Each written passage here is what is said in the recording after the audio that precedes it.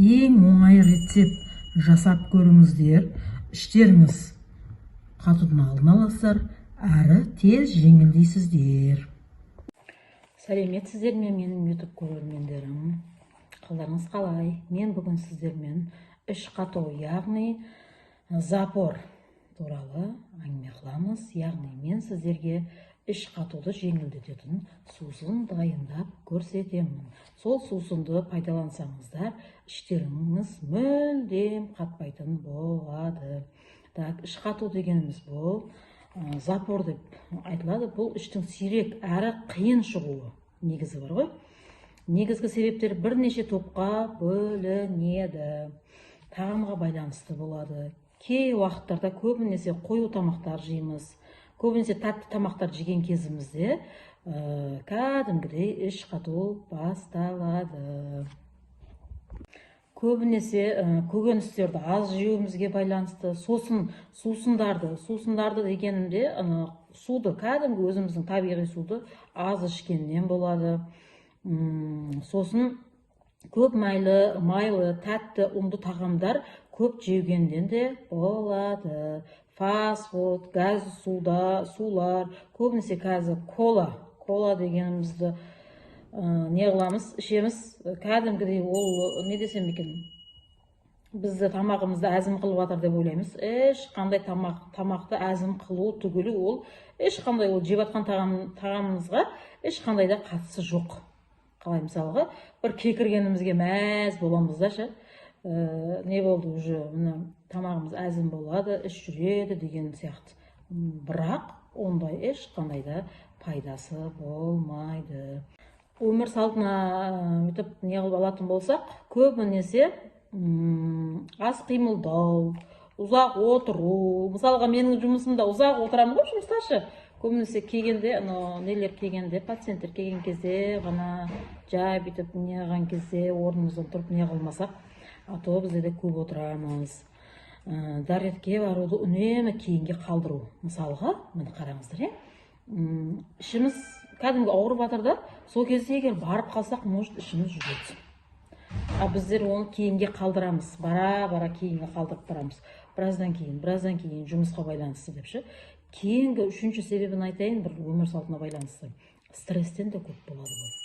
Стресстен, көбінесе нерв қылып жүрген адамның бар ғой, айтайын, іш қатып қалады. Дәл осылай суымыз қайнау керек. Қараңыздар, дәл осылай қайнау керек. Бұғыр етіп. Қараңыздар, дәл осылай суымыз қайнап тұр, Дәл осылай қайнап тұрған суға енді біздер не істейміз? Міне, бокалға, тура осы бокалға бір қасық тұз салдық. Тұзымыз кәдімгідей қатып қапты. Ал денсаулыққа байланысты асқазан ішек жолы аурулары, яғни гастрит, колит, дисбактериоз, сондай аурулар кезінде де кәдімгідей іш қатады. Кейбір дәрілер темір, кальций, ауырсынуды басады, бірақ ішімізді қатырады. Сосын айтайын дегенім, сол дәрілерге де байланысты болады. Мысалға тромбаз ішеміз, тромбаз көбінесе ішті қатырады. Кардиомагнил бол да ішті қатырады. Соның үшін үнемі айтып отырамыз, кардиомагнил, тромбаз ішкен кездеріңізде обязательно суды көптен ішу керек деп. Көбінесе оларды кешке жатар кезге ішеміз ғой, ешқандай әрекет, қимыл болмағаннан кейін ішіміз қатып қалады сол препараттар есебіне де. Көбінесе кальцийден де сондай болады. Сосын жүктілік кезінде де сондай болады. Гормондар өзгерісі кезінде де іш қату пайда болады. Қалай алдын алуға болады бұл аурудың? Мысалға, іш қатудың алдын алуға ең керемет деген неміз оңай ғана суды көптеу ішу. Күніне 1 литр, 5 литр, 2 литр су ішу. Күнімен кем дегенде 400-500 миллиграмм бокалды алып алыңыздар да. Мысалға мен сондаймын. Дәл осындай бокалды аламын да толтырып құйып қоямын. Сосын кәдімгідей ішіп, тамақтан алдын әсіресе тамақтан алдын ішіңіздер. Ең керемет деген жолы дәл осылай болады. Күн сайын қозғалыс болу керек. Суды ішкеннен кейін де ләжір болса, тұрып, жұмысыңыз жоқ болса да 5-10 минут шығып, таза ауаға шығып келгендеріңіз дұрыс. Аяқ шамалы, не десем екен, қан жүру керек. Суды обязательно отырып ішу керек. Қажет болған жағдайда біздер айран, сүт, сонайлардан көбірек ішуіміз керек. Кейбіреулерде мысалға, мен сүт ішсем дейді, ішім қатып қалады дейді. Менде де мысалға айтқанда, мен де сүт ішсем, ішім қатып қалады. Наоборот, айран ішсем, ішім жүреді. Мен айранды да былай ішем да, мысалға мынау жарты, мынау өзім 500 миллиграммдық бокал ғой, жарты осыған мен қайнаған су құламын, жарты айран қоямын. Сонымен араластырып кәдімгідей ішемін, ішім деген зың келеді ғой. Көбірек сәбіз, көкөністерден көбірек жеу керек. Қараңыздар, осы үш-ақ затпен тұз, шекер, лимон мен іш қатуды жеңілдетеміз. Бір қасық шекер, дәл осылай. Екеуі бірдей болу керек. Қараңыздар, тура бірдей болу керек. Жаңағы қайнап тұрған суымызды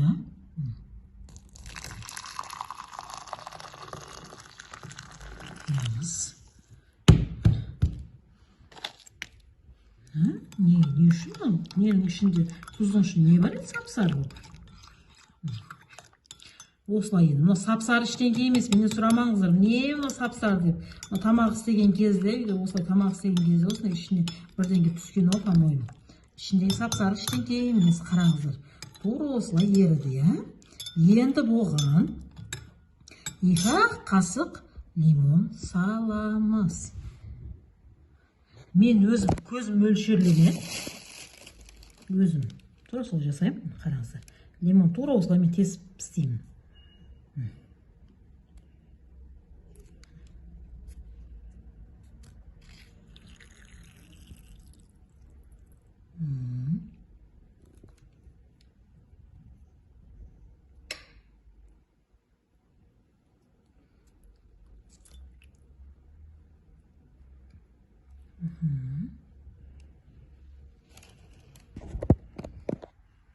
Тура осылай.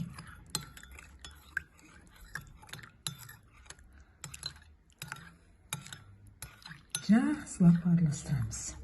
Сосын менің бір клиентіме дәл осылай ішім қатып қала береді дейді. Өзім дайындап көрсетіп жатырмын. Қазір бір клиентіме беремін. Ең оңай рецепт жасап көріңіздер. Іштеріңіз қатудың алдын аласыздар, әрі тез жеңілдейсіздер. Ең керемет деген күшті іш қатуды жеңілдететін. Қазір біз бұны клиентіме беремін. Кәдімгі ішім қата береді деп жауабы қылатын клиентіме беремін. Ал әпше, алыңыз. Бұл ыстық. Жаймен іше беріңіз.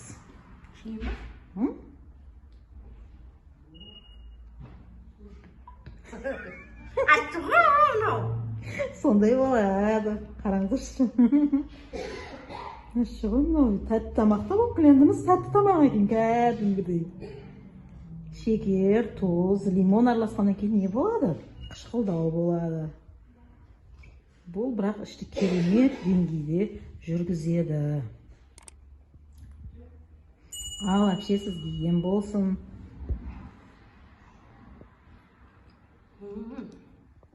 Көбінесе қараңыздар, іштің қатуы өт жолдары, асқазан, ішек, бауырға да байланысты болады. Бұл өзара байланысты барлығымен. Түсіндіріп өтейін мен. Түсіндіріп өткенде мысалы қараңыздар, бауыр, ағзадағы токсиндер тазалайды, мысалға, өт шығаратын негізгі мүше болады. Ал өт ішекке түсіп, ас қорытуды жақсы меңгермегеннен кейін ішіміз қатады. от ішекке аз түседі, майлар дұрыс қорытылмайды. Қорытылмағаннан кейін ішіміз қатады жиі.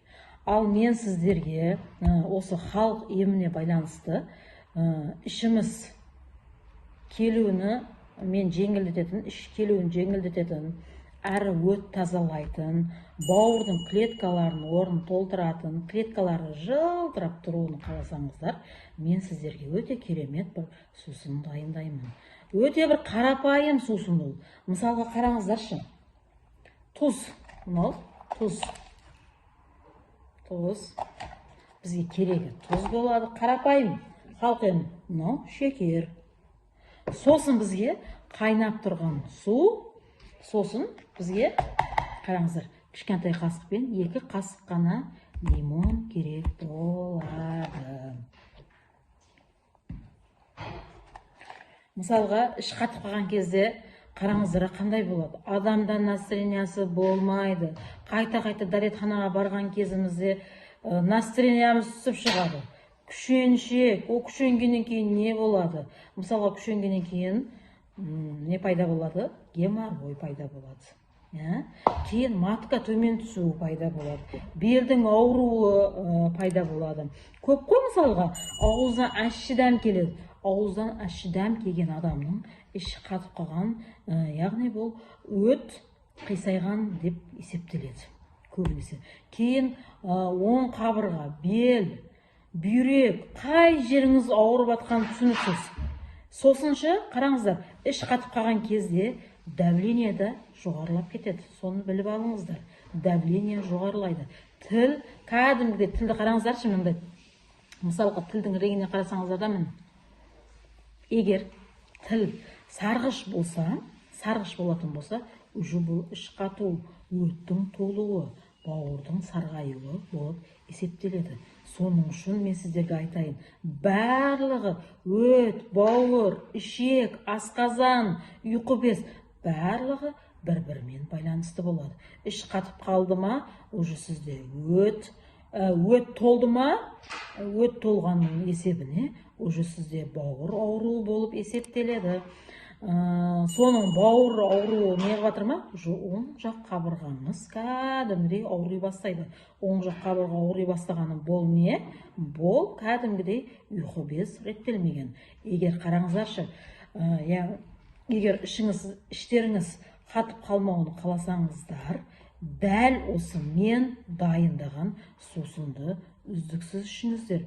Егер осы суды кәдімгідей үздіксіз бір апта үзбей азанда бір кешке бір ішетін болсаңыздар, кәдімгідей өт жолдары тазаланады, бауыр клеткалары жылтырайды, сосын ішектер кәдімгі токсиндерден тазаланады, асқазан нормаға түседі.